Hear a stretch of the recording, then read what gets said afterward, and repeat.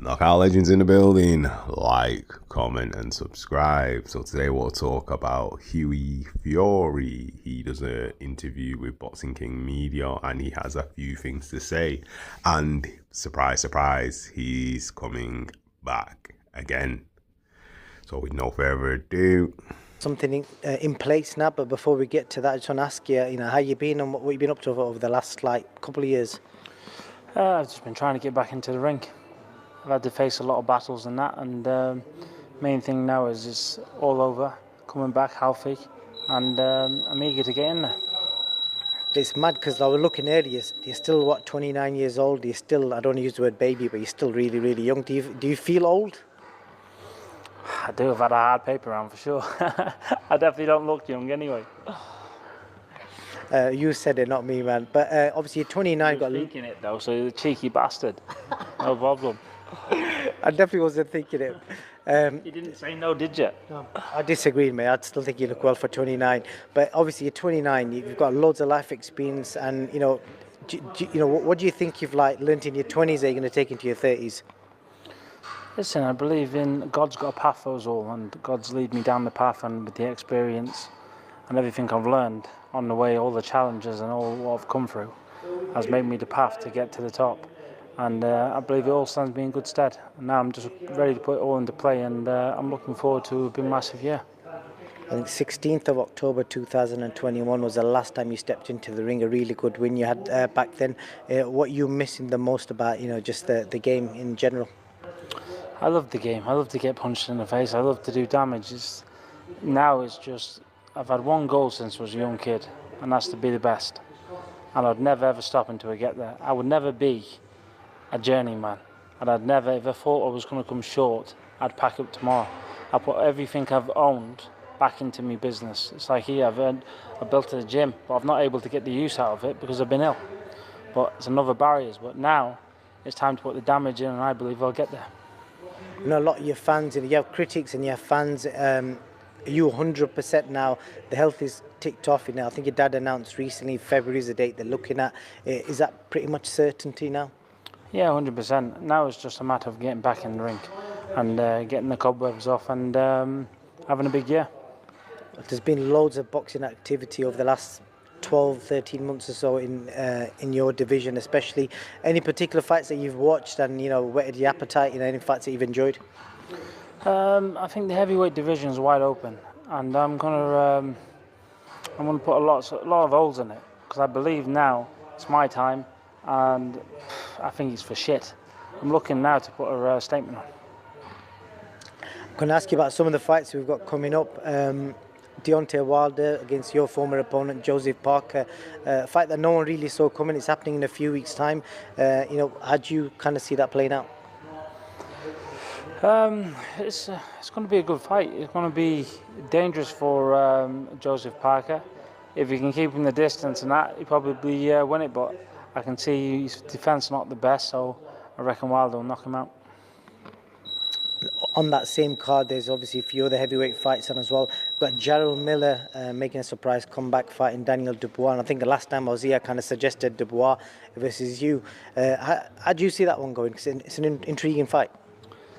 I think if it goes past 4 or 5 rounds, I think Miller's got it. I think the more longer it goes for Dubois, he seems to the steam seems to drop out of him. But yeah, I think Miller's got a good chance of winning it. And obviously, he alluded to something there with regards to Daniel. He fought Usyk, and obviously, I've not spoken to you since. What did you make of the way that fight unfolded? Listen, rules are rules. It's below the belt. That's it. You can't put a fault on it. So, even if it was low or not low, he hit below the belt. So, you can't really argue the point. Also, whether it's the main event or the co-main event, we've got Anthony Joshua taking on Otto Wallin. Obviously, Wallin's got a really good performance on paper against Tyson, but other than that, I don't think he's had any notable wins, other than his last fight, actually. How do you kind of see that? I see Joshua knocking him out. Quite simple as that.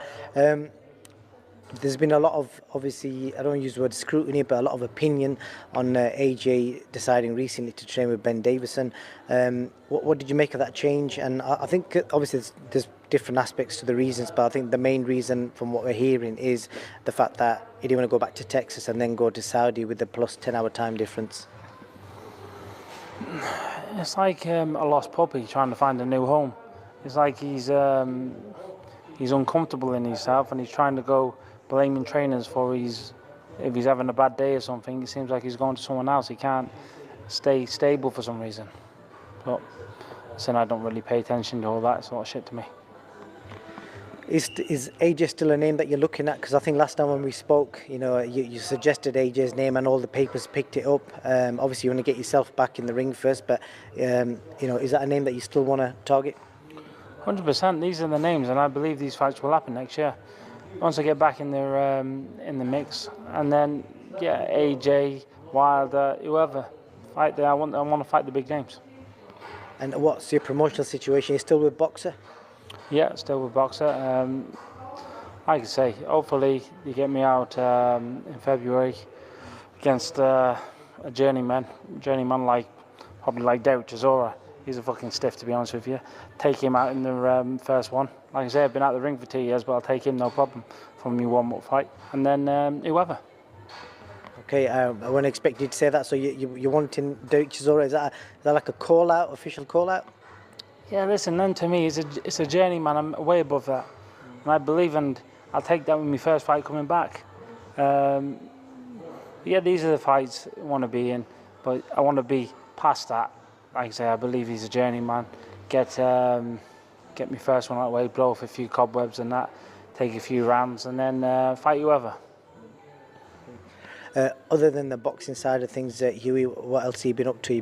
What's Huey Fury get up to in his downtime? Because you've obviously had a lot of downtime recently. My downtime has been nothing but eat, sleep, train, repeat to get back to where I am today. It's been a tough battle, and my aim is to get back into the ring. It's been a nightmare. I've had one barrier after another. So there's not like I've been 2 years out the ring been partying, been all this. I've been nowhere. It's just been an uphill battle, just with illnesses and all of this. It's been, as you can see, probably gone bold because of it. But it's one of them. The only thing that matters to me is getting back in the ring. There's nothing wrong with being bold. With regards to these events that are happening in Saudi, they look like they're looking to make the big heavyweight fights.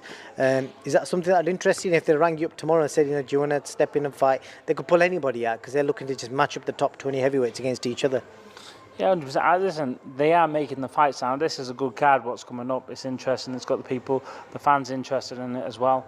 I believe Saudi's doing the right move. They're actually getting the fights on what no one else can.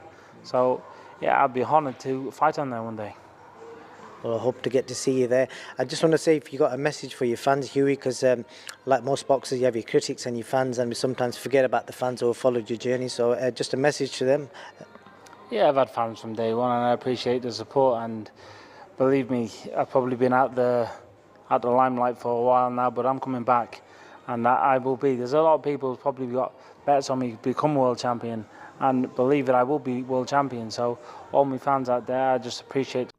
So from the clip there's a lot to unpack.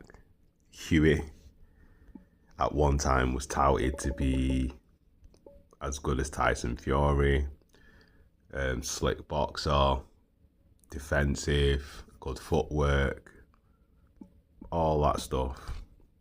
But he's always seemed to have problems when it comes to being in the ring.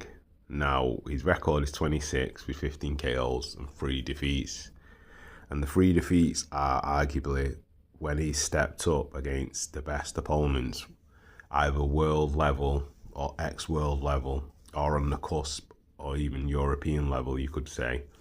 He's failed. Now, each of those fights went to 12 rounds.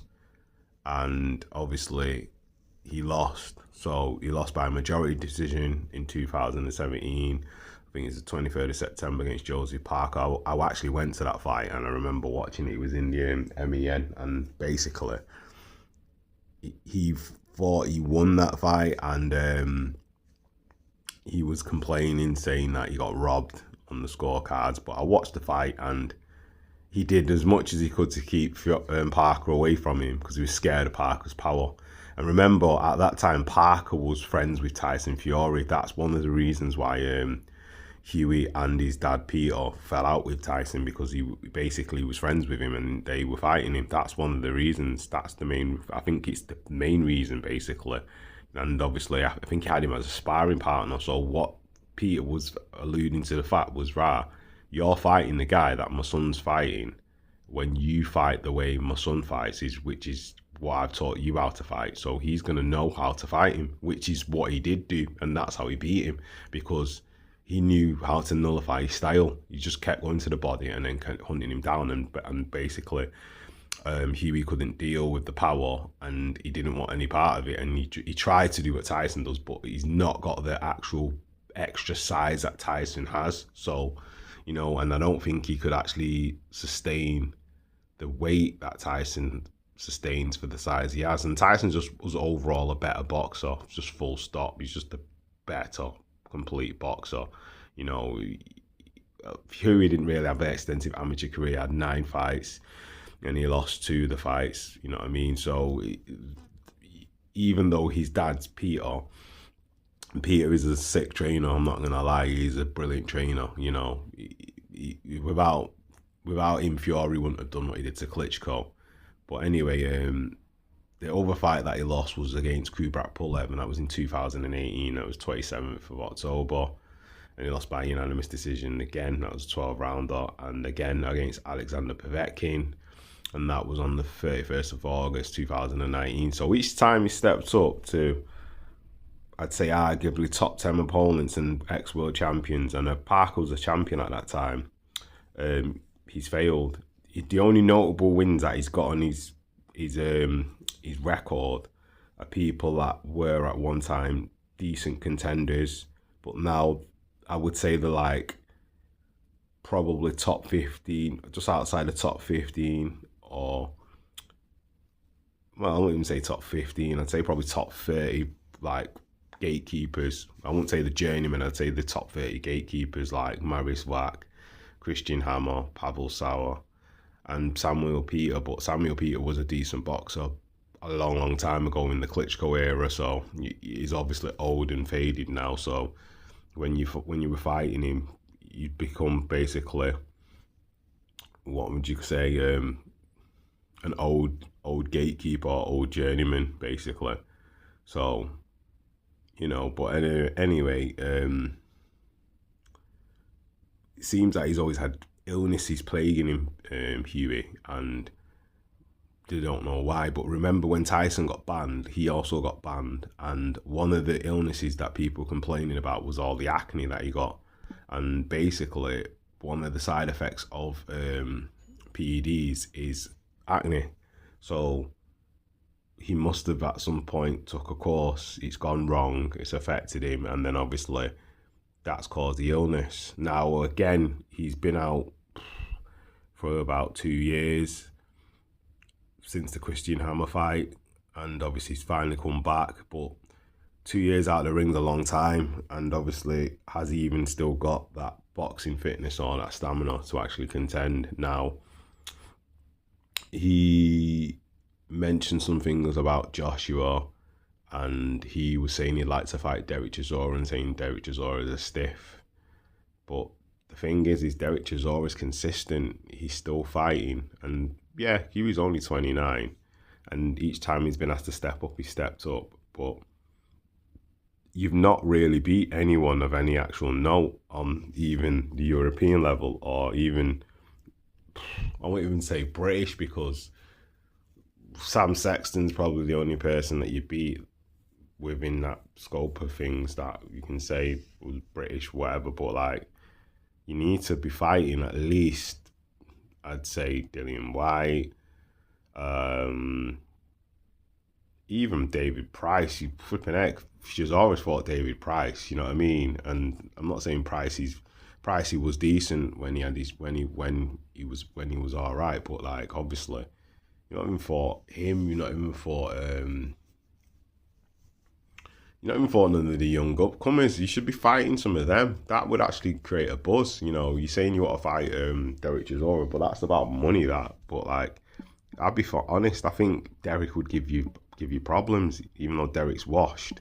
It'd still give you problems. So I don't even think that's a fight you really, really want, because if you lose against Derek Chisora, it's over for you. So, you know what I mean? I think you should build your career back and basically fight some of the young guns and build yourself. Because even though Derek, people say he's a stiff, the guy's been in there with everyone. He's beat the guy that you bought, Sam Sexton.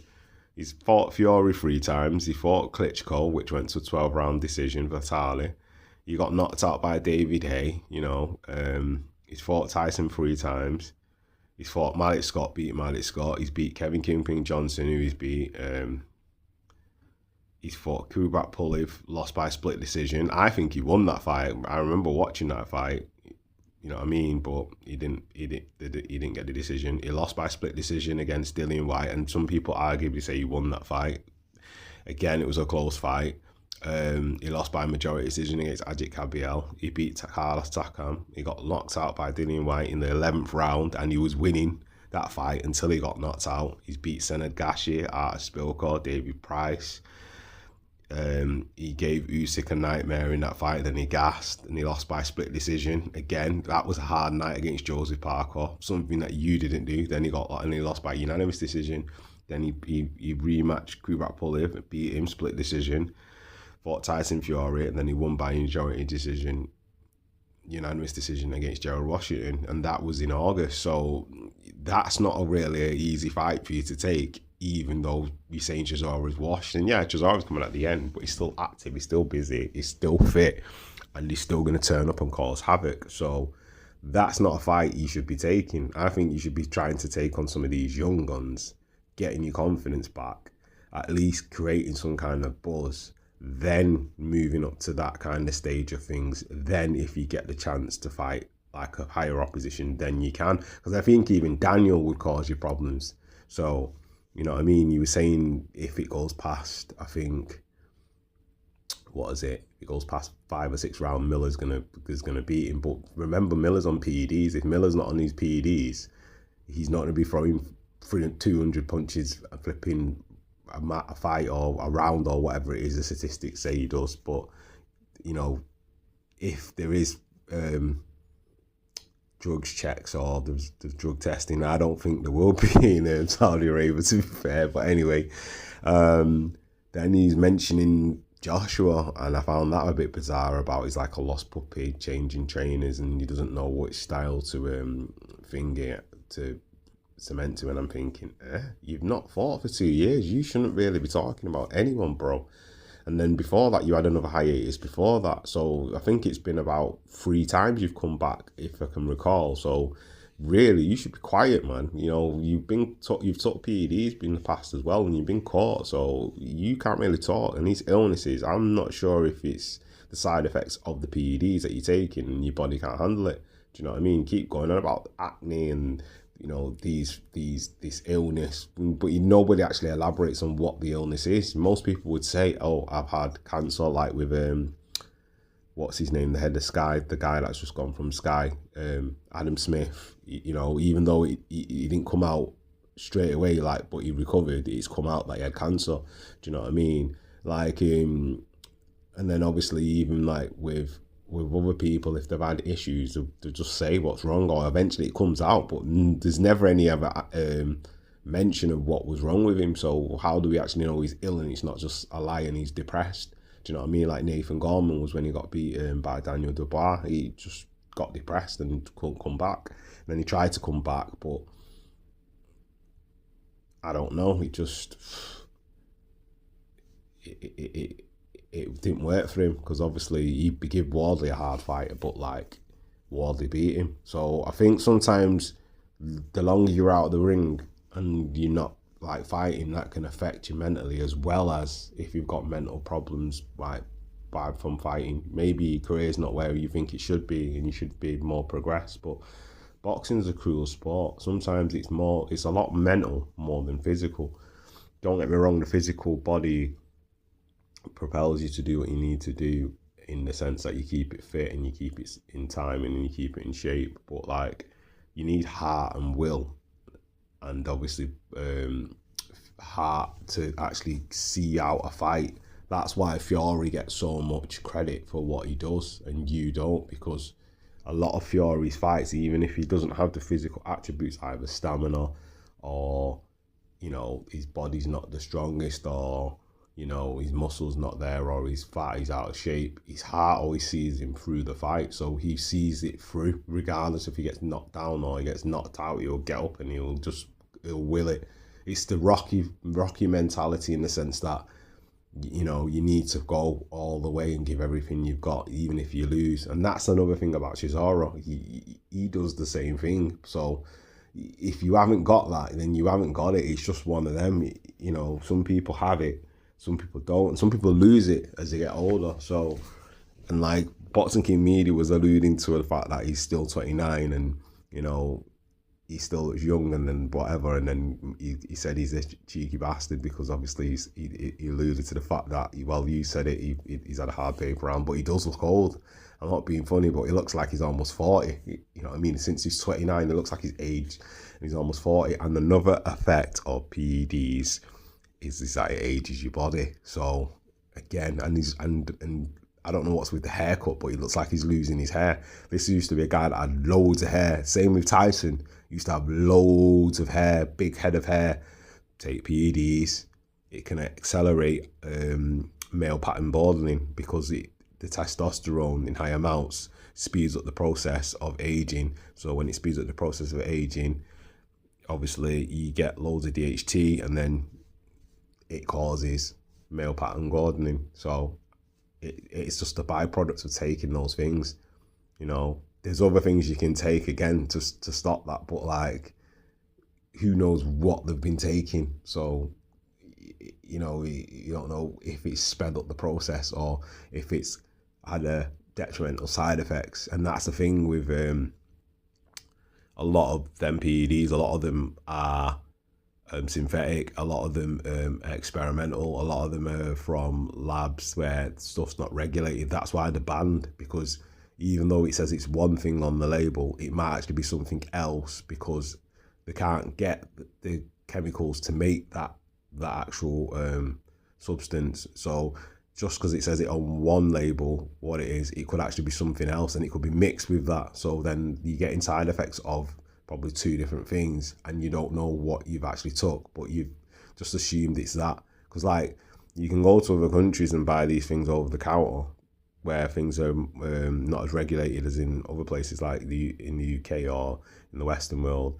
And more times out of 10, if you're buying them from other places, they are actually what they say they are. But there is that odd 10-20% where it can be something else, and it could be something else in the bottle, even though it's labelled that.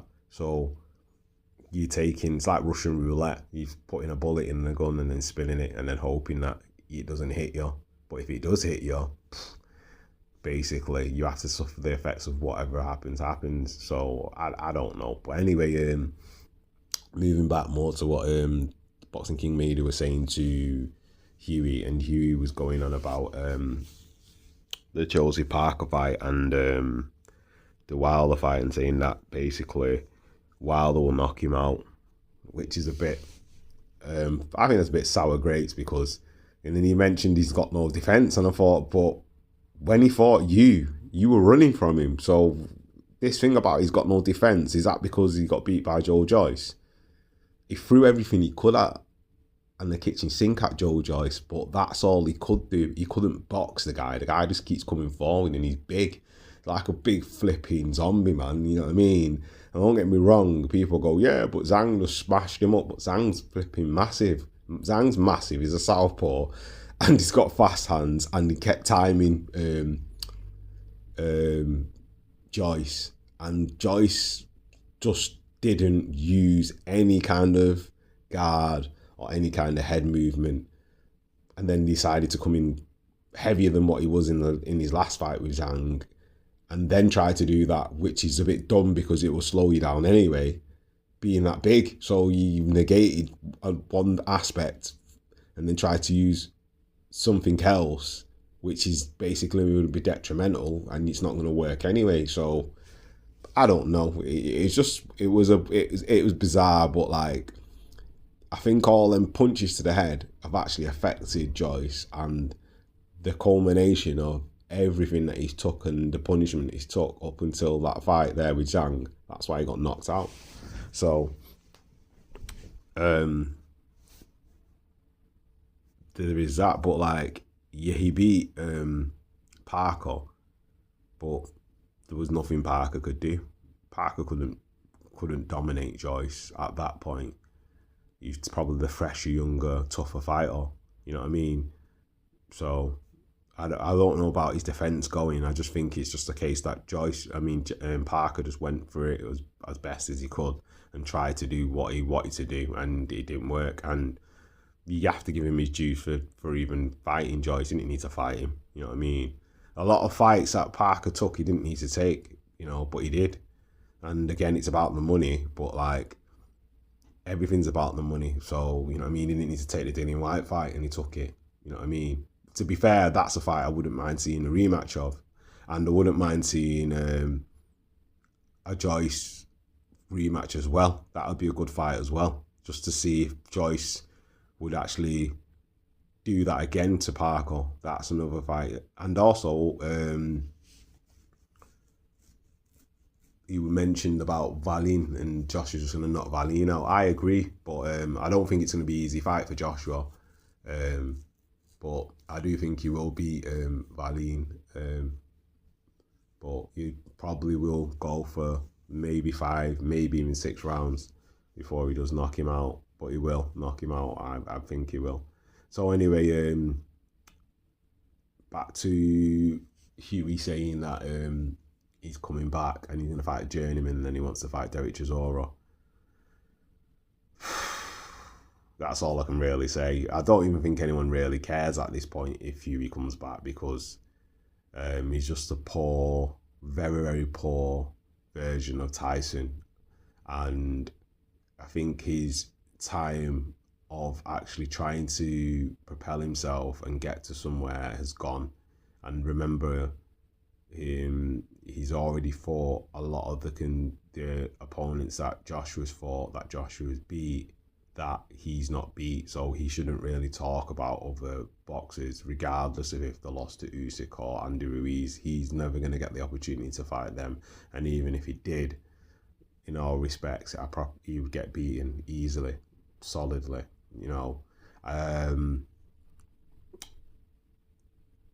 I wouldn't mind seeing him fight Dillian White as well. That would be a good fight to see.